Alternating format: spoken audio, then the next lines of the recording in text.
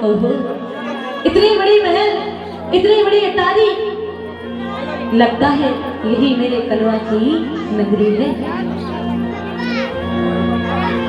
पास में आए,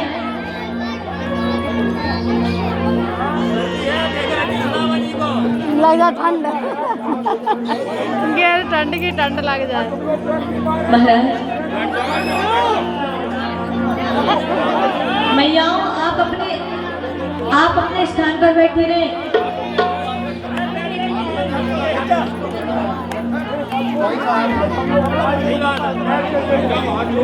आपको जो भी दान करना है यहाँ आकर बाद में कर लेना।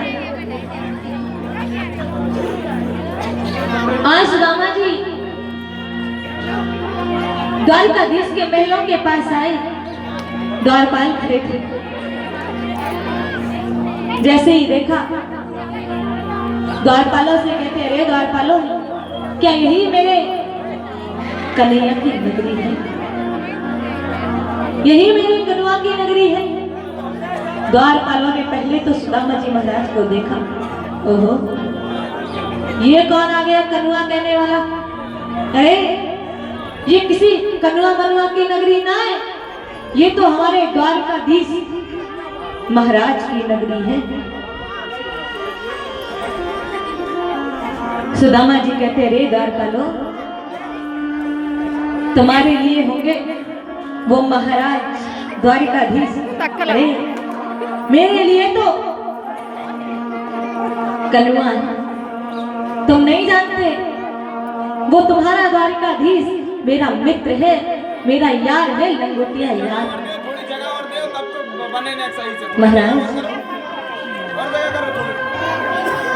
द्वारपाल, जैसे ही द्वारपालों ने सुना मित्र, और तो जोर जोर से हंसने लगे। द्वारपाल हंस रहे हैं। द्वारपाल कहते हो मित्र कहते हो अपने आप को? देखा है कभी आईने में?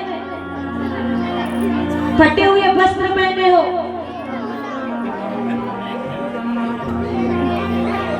मेरे द्वारकाधीश महाराज ऐसे मित्र नहीं बनाते। देखिए, आप भले ही कथाओं में जाकर हंसते हो सुदामा चरित्र पर हमारी कथा में मत हंसा करिए। देखिए, जब ये बताइए हमें, हम इसलिए आपको रोकते हैं, आप खुद विचार करो। बताओ सुदामा जी कौन है? भगवान। कोई जोकर है क्या? बताइए, जोकर दिखते हैं आपको सुदामा जी? हंसी का पात्र है सुदामा जी? भूल जाते हैं कि सुदामा जी भगवान के मित्र हैं, मित्र। सुदामा जी ब्राह्मण हैं, भूल जाते हो? हंसने लगते हैं बस।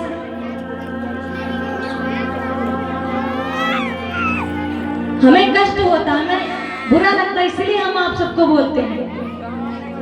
आप कितना भी हंसो, लेकिन सुदामा जी के ऊपर मत हंसा कर। आपको खुद सोचना चाहिए, आप भगवान के मित्र के ऊपर हंस रहे हो। भगवान कभी आपको माफ करेंगे, क्षमा करेंगे? बोलिए। भले ही वो आपके गांव के व्यक्ति क्यों ना हो जिन्होंने ये पात्र निभाया है, लेकिन अभी रूप किसका है? वो किसका रूप है? सुदामा जी महाराज।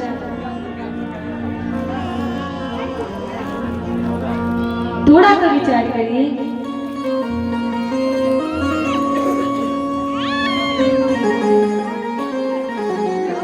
महाराज द्वारपाल कहते, अपने आप को मित्र कहते हो? मेरे प्रभु ऐसे मित्र नहीं बनाते जिनके तन पर वस्त्र नहीं है, और वस्त्र है भी वो 4 जगह से फटा है। सुदामा जी कहते, अरे द्वारपालो, तुम देखते हो ये वस्त्रों को, ये ऊपरी सुंदरता को, लेकिन मेरा कृष्ण, मेरा कन्हैया ऊपरी सुंदरता नहीं देखता। मेरा कन्हैया फटे हुए वस्त्र नहीं देखता। मेरा कन्हैया तो मन देखता है। मेरा कन्हैया हृदय देखता है। ये सब तो दुनिया देखती है। सुदामा जी कहते द्वारपालो, तुम्हें मैं ऐसा दिख रहा हूं, लेकिन मेरा कन्हैया जब देखेगा ना, अरे तुम नहीं जानते, बचपन से साथ खेला है, बचपन से साथ पढ़ा है,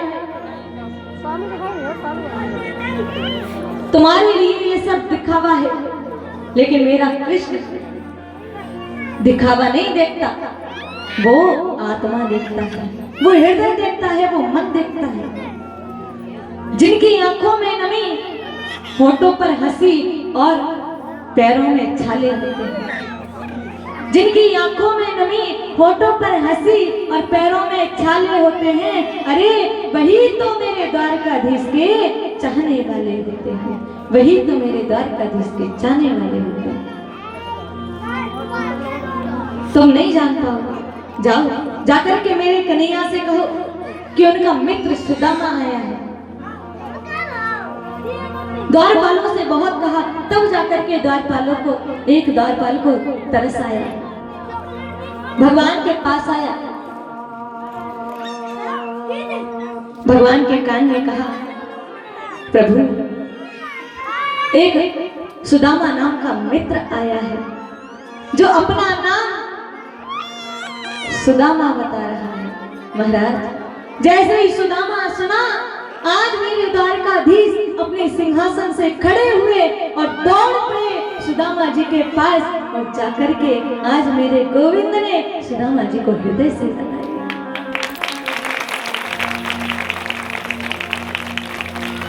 हृदय से लगा दिया।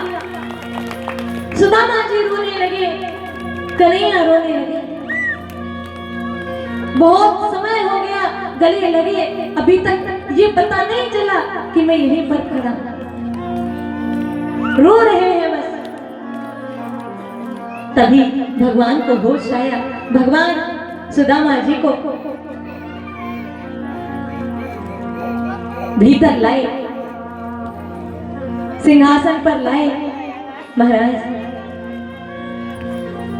सुदामा जी चल नहीं पा रहे हैं, क्योंकि उनके कांटों में, उनके पैरों में कांटे चुभे हैं, खून रक्त बह रहा है।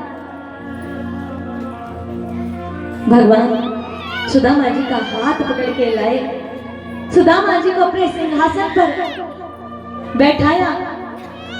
सुदामा जी कहते, कृष्ण कन्हैया, मैं तुम्हारे सिंहासन पर बैठने लायक नहीं हूं। कन्हैया तुम बैठो, मैं तुम्हारे चरणों में बैठूंगा। लेकिन महाराज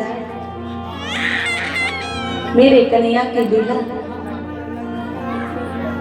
भगवान कहते, मित्र आओ मेरे सिंहासन पर बैठो।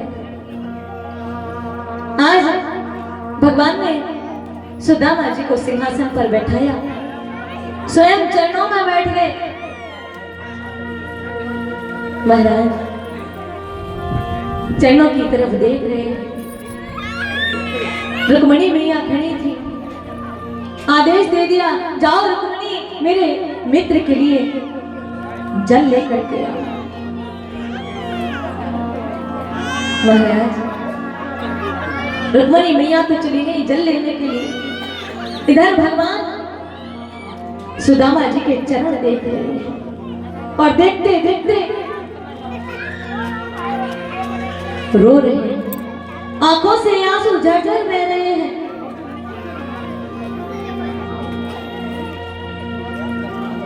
कितने कांटे चुभे हैं, कितना रक्त बह रहा है। भगवान रो रहे हैं, देख सुदामा की